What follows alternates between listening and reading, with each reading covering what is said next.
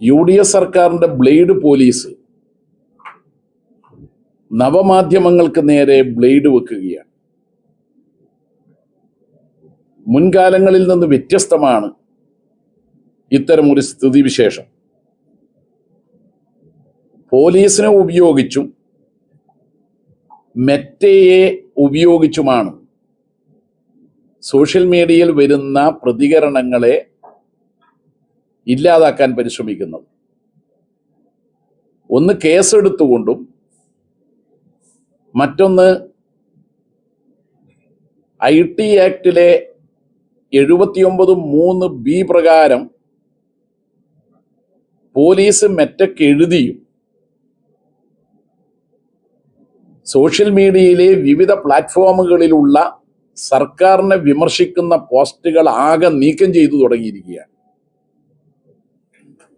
ഇങ്ങനെ പോയാൽ നിങ്ങൾ മാധ്യമങ്ങളെയും നീക്കം ചെയ്യാൻ VD സതീശൻ സർക്കാർ പരിശ്രമിച്ചുകൂടായികയില്ല.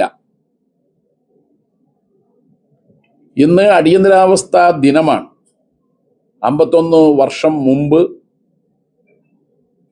ജനാധിപത്യത്തെ അറുങ്കൊല ചെയ്തുകൊണ്ട് നാവടക്കൂ പണിയെടുക്കൂ എന്ന മുദ്രാവാക്യം മുഴക്കിക്കൊണ്ട് കോൺഗ്രസ് നടപ്പാക്കിയതായിരുന്നു അടിയന്തരാവസ്ഥ. അന്ന് ഏറ്റവും കൂടുതൽ ഹനിക്കപ്പെട്ടത് അഭിപ്രായ പ്രകടന സ്വാതന്ത്ര്യം എന്ന മൗലിക അവകാശത്തെയാണ്. പ്രബീർ പുർക്കാസ്തായ ഓൺലൈൻ മാധ്യമ മേഖലയിൽ ഫലപ്രദമായി ഇടപെടുന്ന ഒരാളായിരുന്നു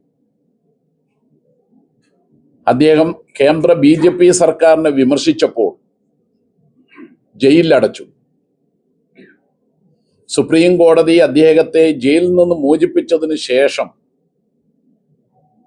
സുപ്രധാനമായ വിധിയിലൂടെ പറഞ്ഞു, അഭിപ്രായ പ്രകടന സ്വാതന്ത്ര്യം മൗലിക അവകാശമാണ്, അത് നിഷേധിക്കാൻ ആർക്കും അവകാശമില്ല. വിമർശനങ്ങളെ ഭയപ്പെടുന്ന 2 പേർ, ഒന്ന് പ്രധാനമന്ത്രിയും മറ്റൊന്ന് കേരളത്തിലെ മുഖ്യമന്ത്രിയുമാണ്. അടിയന്തരാവസ്ഥ ദിനത്തിൽ തന്നെ ഇത്തരം ജനാധിപത്യ വിരുദ്ധമായ നടപടികളെ തുറന്നു കാട്ടേണ്ടത് ഈ നാടിൻ്റെ ചുമതലയും ഉത്തരവാദിത്വവുമാണ്. നിലപാടുകളുടെ രാജകുമാരൻ